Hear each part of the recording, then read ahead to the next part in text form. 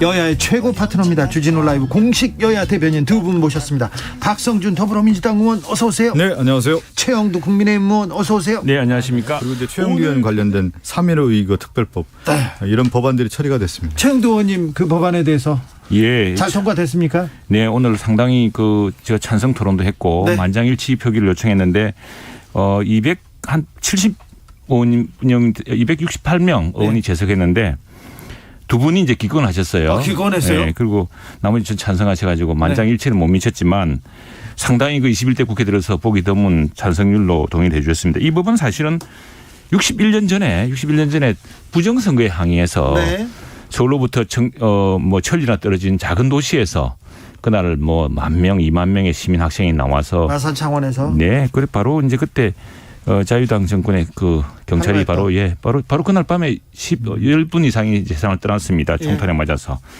그런 어떤 대한민국 민주주의 역사라는 것이 비단 서울과 수도권 중심이 아니라 마산 같은 이런 천리나 떨어졌던 곳에서 전국의 모든 사람들이 대한민국의 모든 지역의 사람들이 다 피와 땀을 흘려서 이룬 성과라는 사실을 확인해 주는 아주 귀중한 특별법이었습니다. 그리고 이제 또 하나는 이제 사실은 그동안 과거사에 관련된 것들을 모두 새롭게 특별위원회를 만들었습니다. 이 부분에 대해서는 원래 3.15 특별법 발의했던 저도 별도의 특별위원회 조사위원회를 만들자고 이야기했는데 정부 쪽에서 이렇게 과거 진상조사 일을 하다가 계속 새로운 특별위원회를 만들면 이거 자체도 엄청난 재정 수요가 들 뿐 아니라 오히려 신속성이 떨어질 수도 있다. 그래서 기존에 구성되어 있는 진실과 화해를 위한 진상규명위원회의 틀을 사용하기로 했습니다. 해서 그리고 이제 창원시 지역 지방자치단체의 협력을 얻어서 현장 조사를 강화하도록 현장 협의를 강화하도록 했고 이것이 향후에 이와 유사한 이제 과거사 조사에서 굉장히 유용한 그 모범적 선례로 남을 것 같습니다. 근데 그게 이제 조금 전문적으로 보면은 이게 만일 지금 현재 해킹이라든가 이런 부분을 볼 때 많은 사람들의 수술실에서 그 수술 CCTV로 그 수술의 정확성을 과연 제대로 평가할 수 있을 것이냐. 그 집도하는 모습이라든가 이런 것을 해서 과연 그것으로 수술을 적절하게 했는지 안 했는지를 판단하기가 사실은 쉽지가 않을 겁니다. 그런데 문제는 뭐냐면은 그 수술 장면 또 수술 받는 사람이 누워 있고 그런 CCTV가 혹여라도 여러 가지 불법적인 자료 관리의 부실이라든가 해킹을 통해서 나타날 경우에 그로 인한 또 다른 그 인격권의 침해는 어떻게 할 것이냐 이런 상당히 복잡한 문제가 있는 것 같습니다. 그 유출에 대해서 더 크게 또 벌해야죠. 그게 이제 모든 수술실을 의무화하다 보면은 그게 문제는 그게 그만한 실효성이 있느냐. 수술실을 다 샅샅이 한다고 해서 이게 180도 앵글로 마치 무영등을 통해서 하듯이 그렇게 할 수는 없을 거거든요. 그렇게 정교하게 할 수가 없는데 그걸로 수술의 어떤 그거를 적부를 따질 만한 자료가 되겠느냐는 또 문제가 있는 것 같습니다. 수술실 안정적이 않은 걸 봤을 때 예, 우리 박 의원님 그 말을 귀담아 들어서 우리 많이 고쳐야 될 것 같습니다. 입당하면은 저희가 많이 다듬겠습니다. 다듬을 게 한두 가지가 아닙니다. 그런데 이 사실은 윤석열 현상이라는 것은 참 우리가 정치권에서 사실 좀 난해한 대목입니다.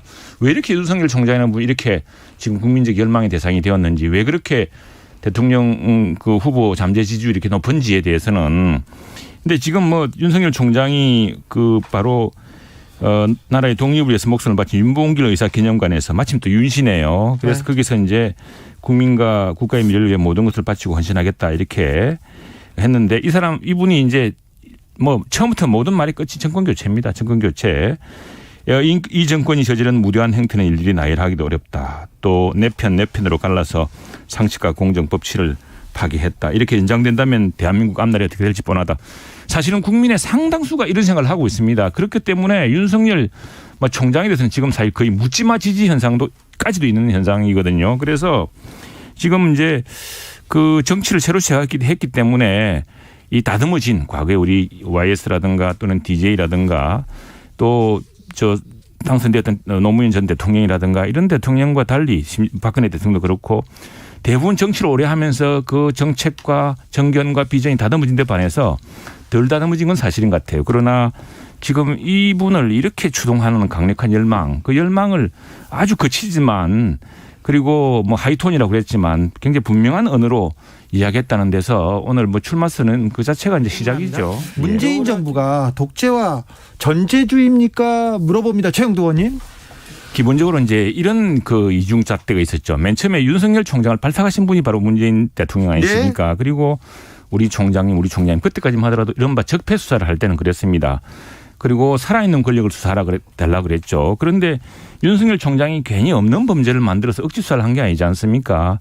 제기된 수사 그리고 검찰의 본능이라는 것이 바로 살아있는 권력에 대한 수사다. 그건 대통령께서도 격려하시고 우리 총장님 하면서 다 그렇게 해달라고 했던 주문대로 간 것인데 네. 그렇게 하자 말자 갑자기 민주당과 청와대에서 이제 공개 칼이 들어오기 시작했죠. 그래서 지금 갑자기 한때 우리 총장님이 이제 막 사실은 뭐 제가 하지 않으면 안 될 아주 큰 숙적이 돼 가지고 뭐 저 추미애 장관부터 해서 얼마나 흔들었습니까.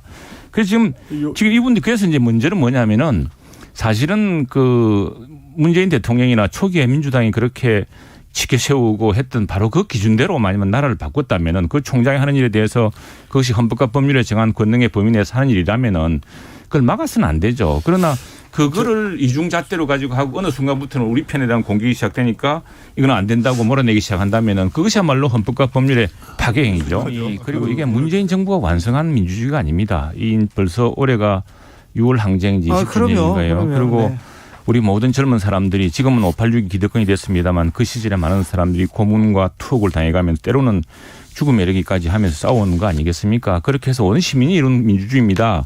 그 민주주의를 문재인 대통령이 되면은 좀 나라다운 나라가 되어서 더 발전시켜 주길 바랬더니 기대치가 높았어요. 말하고 행동이 다르고 말하고 행동이 정반대였던 겁니다. 그래서 윤석열이라는 사람이 사실은 누굽니까? 이분 뭐 예전에 박근혜 수사하고 이제 적폐 수사한다고 그때는 박수 치고 그 이분이 가만히 보니까 그래서 지금 윤석열 총장을 지지하는 많은 분들은 사실은 윤석열 총장이 초기 수사에 대해서는 굉장히 불만이 많고 그 피해자들도 있습니다. 피해자들도 있는데 지금 이분을 지지하는 것은 아니 그렇게까지 살아있는 권력을 수사하던 분이 이제 이렇게 이 권력에서 칭찬하고 죽게 세워줘도 그 권력에 대해 과감하게 도전할 수 있구나. 그랬더니 추미애 장관이 5번의 무리를 범하면서 오전 오피하지 않았습니까? 뭐 검사 수사위원회 물었더니 안 되고 법원에서도 지고 학자들한테 지고 검사 다 졌는데도 무리하게 총장을 몰아내는 이 과정을 보고서 아니 나라다운 나라 우리가 민주주의를 더 고양시켜야 될 이런 나라에서 왜 이런 일이 생기냐에 대한 극도의 반감이 생긴 것이죠.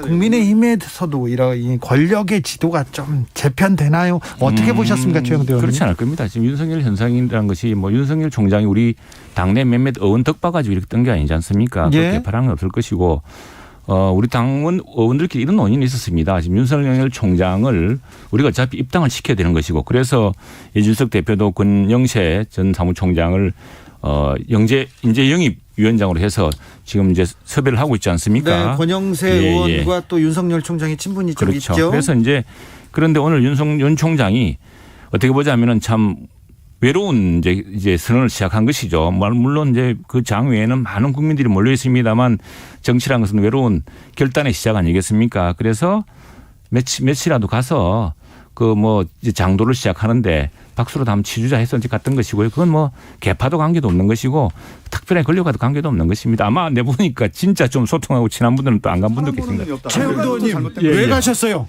아, 우리 박 의원님처럼 저렇게 네. 옆에 사람이 아무도 없다 이런 소리 나올까 봐. 지금 아무도 없어요, 사실. 사람이 아무도 없다 그럴까 봐 사실은 많은 의원들이 뭐 정지석 의원은 아마 좀 같은 동양 출신으로 뭐 좀 이렇게 예전부터 친분이 좀 있었고요. 권성동 의원은 같은 검찰 출신으로 네. 또 인연이 있고 해서 사실은 지금 뭐 우리 당 입당 당원이 아니기 때문에 홍준표 대표는 당원입니다만 당원이 아니기 때문에 사실 거기에 동료 의원들이 같이 가기도 좀 쉽지 않은 상황. 오늘 또 그는 국회도 있었고 해서 그런데도 지금 우리 박 의원도 말씀하셨지만 옆에 사람이 없다, 외롭다 뭐 이런 말이 나올까 봐 여러 의원들이 잠시라도 가자 갔다 온 것이고 저는 왜 갔느냐 하면은 저는 마침 주변에 뭐 행사도 있었고 다음에 윤석열 대표가 실제로 말하는 거 다 보고 싶고 해서 갔습니다. 갔고 아까 사람 이야기 했는데 오늘 거기서 누굴 만났냐면 저는 이석준이라고 전 국무조정실장을 만났습니다. 역대 국무조정실장이 가장 참 훌륭한 분 중에 한 분이시고 이 국무조정실장이야말로 앞으로 이석준 국무조정실장을 썼다는 것은 굉장히 난 정신호다. 왜냐하면은 사실은 앞으로 우리 입당하면은 여러 사람이 있겠지만 그래도 제일 옆에는 전체 국가적인 업무 우리 박 의원님 걱정하시는 그런 것들을 의제를 총괄하고 국정의 현안을 실제로 관리를 잡을 수 있는 사람이 필요하거든요. 그래서 이제 그런 사람을 쓰기 시작했다 생각을 합니다. 제가 예전에 한번 이렇게 몇 군 경험 보면은 왜 TV 출신 우리 박승준 의원 같은 TV 출신을 청와대 국무수석으로 뽑고 하는지를 내가 알았던 게 뭐냐면은 TV에 어떻게 비치는가 이게 TV 토론이라든가 이런 게 참 중요하더라고요. 아, 그래서 그거 중요해요. 우리처럼 글 맞습니다. 쓰는 사람들은 그거 힘듭니다. 그렇습니다. 그래서 이제 누구든 대선 후보가 되는 사람들이 되면 아까 논버벌 이야기했잖아요. 그런 훈련을 받아야 되죠. 그래야 사람이 신뢰가 생기고 자신감이 더 돋보이는 것이니까 그건 이제 훈련의 시작이라고 봐야죠. 퇴임 후에 윤 총장이 윤 후보가 국민 많이 만났다고 하는데 많이 만난 것보다 좀 유튜브 많이 보신 것 같아요. 뭐 말이 굉장히 강하시더라고요. 그만큼 사실은 그 원래 검사는 스스로를 무사에 비교를 합니다. 네, 자기가 무사라고 생각하시겠지. 그러니까 이제 그런 그 무사도라는 것이 보면은 이게 결단, 고독 뭐 이런 또 사생의 무슨 사생의 각오 뭐 이런 게 있지 않겠습니까? 네. 그 사생관이 분명해져야 되고 내가 무엇에 목숨을 걸 것인가 있어야 되는데 사실은 그거 보면은 검사로서 정말 엄청난 일들을 겪어온 사람이죠. 이분은 그런 면에서는 아마 남들과는 좀 다를 거라 생각합니다. 그런 기대가 국민들한테 모였다 생각하고 이제 정치인으로 첫 발이지 않습니까? 첫발이죠. 그리고 이제 또 우리가 이제 무엇보다 다시 기본으로 해야 될 그런 법치, 헌법 이런 것이 무엇인가에 대해서 다시 한번 생각하는 계기가 되었고 그 바탕 위에서 우리가 윤석열 최재형이라는 지금 두 현상을 보고 있는 것 같습니다. 처가박당 여기서 마무리하겠습니다. 박성준, 최영두, 박성준 두 분 감사합니다. 고맙습니다. 반갑습니다.